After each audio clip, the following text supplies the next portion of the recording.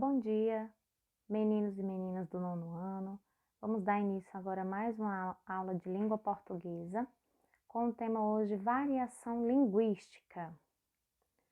O que é a variação linguística? A variação linguística corresponde às variações que uma língua apresenta em função das condições sociais, culturais, regionais e históricas em que é utilizada. Um dos princípios das variedades da língua é a dinamicidade. As línguas mudam, variam ao longo dos tempos, de região para região, de mulher para homem, de jovem para idoso, de pessoa escolarizada para não escolarizada, entre outros. Então, a língua, ela é viva, ela vai mudar ao longo do tempo, ela vai mudar de acordo com as pessoas que utilizam esses códigos linguísticos. Ela não está presa, ela não é uma coisa rígida, ela é sempre mutável. A linguagem e a língua são a mesma coisa? É uma pergunta que a gente, quando está estudando linguagem e língua, sempre vai se deparar. São a mesma coisa? Não. A resposta é não. Mas a linguagem mais a língua vai ser igual à comunicação. Apesar de não serem a mesma coisa, a linguagem e a língua, elas trabalham juntas, funcionam juntas para que a gente possa ter o processo de comunicação, de entendimento entre aqueles falantes. Então, a gente vai se comunicar utilizando a língua onde a gente está inserida, no nosso caso é a língua portuguesa, e a gente vai utilizar também da linguagem, que a linguagem não é só a linguagem é o maior e a língua está dentro da linguagem. E aí a gente vai precisar especificar o que é linguagem, língua e fala. A linguagem é todo o sistema de sinais convencionais que nos permite realizar atos de interação e comunicação. Pode ser verbal e não verbal, ou seja, ele pode utilizar palavras ou apenas símbolos e gestos. A língua é um tipo de linguagem, é a única modalidade da linguagem baseada em palavras, ou seja, a língua ela é verbal. O alemão e o português são línguas diferentes. Língua é a linguagem verbal utilizada por um grupo de indivíduos, que constitui uma comunidade.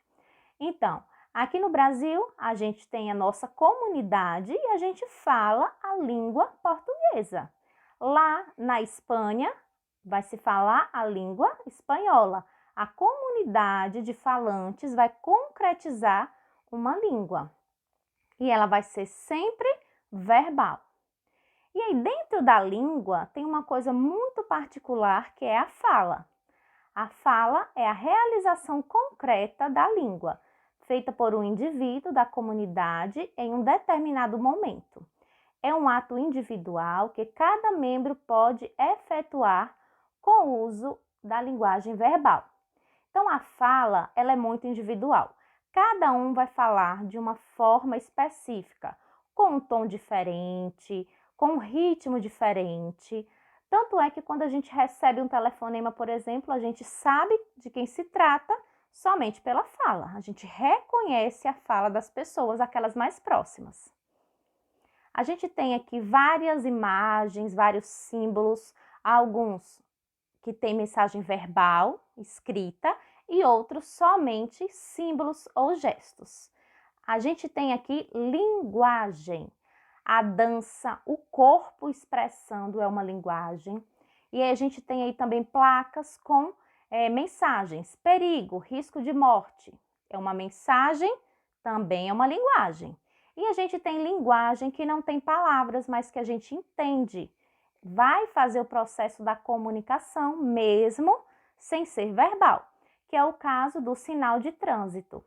O sinal de trânsito, a gente sabe que o vermelho é para parar, que o amarelo é para prestar atenção e que o verde é para seguir, mesmo sem estar escrito ali. E dentro da linguagem ainda existe a linguagem formal e a linguagem informal. Na linguagem formal, caracteriza-se por ser a linguagem que obedece à gramática e aos padrões da língua. É uma linguagem organizada e cuidada. Na linguagem informal, caracteriza-se por conter expressões utilizadas na linguagem oral de forma descontraída, sem preocupação de obedecer às normas gramaticais. É uma linguagem mais livre e espontânea. As duas formas de linguagem, elas vão existir de forma automática. A gente fala e a gente percebe essa linguagem o tempo inteiro. Na linguagem formal e informal, onde é que ela acontece? Como acontece? Na linguagem formal, na comunicação com pessoas com as quais não temos grande proximidade.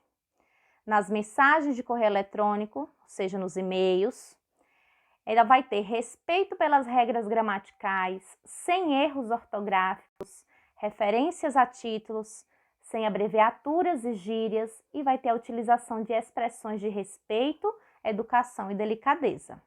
Na linguagem informal, onde é e como é que eu utilizo? É utilizada na comunicação com amigos ou pessoas próximas. Respeito pelas regras gramaticais, sim, vai existir sempre, mas na informal, ela vai ser sem grandes preocupações, sem erros ortográficos, ou seja, na linguagem formal e na linguagem informal, eu tenho que tomar cuidado com a ortografia, com a escrita das palavras. Não pode ter erros ortográficos em nenhuma forma. Na linguagem informal, eu vou ter também aí as abreviaturas e as gírias. Por exemplo, na atualidade, nas conversas no WhatsApp, como é que eu vou escrever você?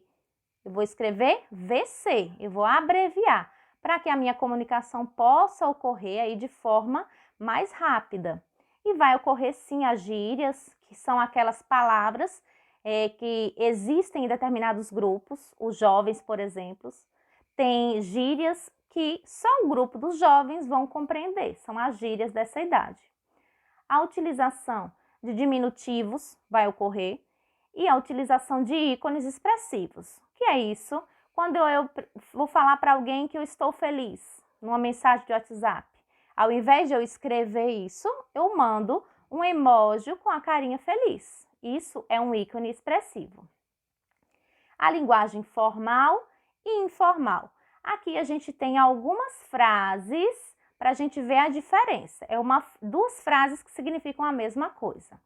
A gente está muito cansado. Essa é a forma informal. Na linguagem formal, essa frase vai ficar: nós estamos muito cansados. Caramba, tô perdido e não sei chegar no hotel. Na linguagem formal, vai ficar assim: estou perdido e não sei chegar ao hotel.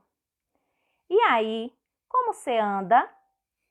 Na linguagem formal, vai ficar assim: olá, como você está? Então, eu gostaria de agradecer a todos vocês que assistiram essa aula e desejar uma boa semana de estudo para todo mundo.